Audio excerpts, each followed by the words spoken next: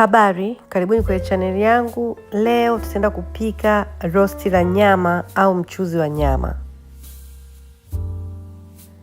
Nitainjika sufuria jikoni, nitaweka mafuta, yakipata moto nitaweka nyama.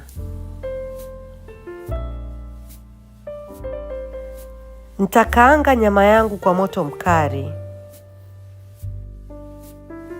Nakaanga kwa moto mkali ili nyama yangu isitoe maji sana. Hapa naendelea kukaanga. Kama unavyoona nyama inatoa maji, lakini kwa sababu natumia moto mkali yatakauka kama hivyo.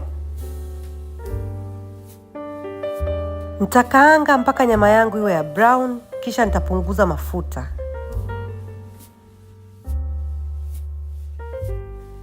Nimeshapunguza mafuta, nitaweka vitunguu, nitachanganya kidogo, kisha nitaweka bata. Bata hii hapo ipo kama Blue Band. Nitakaanga vizuri kwa moto wa wastani mpaka vitunguu vyangu vibadilike rangi na kuwa vya kahawia. Nitaweka tangawizi na kitunguu saumu.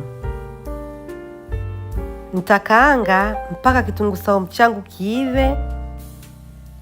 Nitaweka cooking wine, nitaweka soy sauce, chumvi na limao.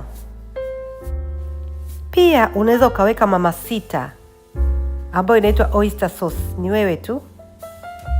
Naendelea kuchanganya. Nitaweka Maggi cube, nitaweka na nyama masala viungo, nitachanganya.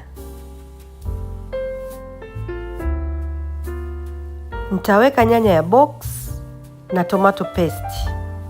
Unaweza ukasaga nyanya ukaweka ukatumia nyanya ya kawaida, ni wewe tu. Nitachanganya vizuri mpaka nyanya yangu iive, ianze kutengana na mafuta. Hapo nitaweka maji, ila unaweza pia kuweka supu ya nyama kama unayo ndani. Na koroga, nitafunika, nitapunguza moto, nitaacha kwa muda wa nusu saa. Hapa nimefunua tu nikuonyeshe, kwa sababu bado mchuzi wangu ni mwingi, nitafunika tena. Dakika 30 zikipita, mchuzi wetu utakuwa umepungua na mafuta yanaonekana kwa juu. Nitaweka carrot. Nitafunika kwa muda wa dakika 5 zilainike. Nikifunua nitakoroga, nitaweka hoho.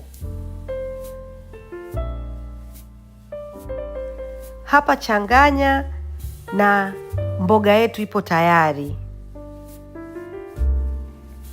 Hapa unaweza ukala na wali, ukala na chapati, ukala na ugali, yaani ni wewe tutakavyoamua, na mboga ni tamu. Pia naomba niseme asante kwa support yako, naomba ulike, naomba ushare, naomba usiache kusubscribe.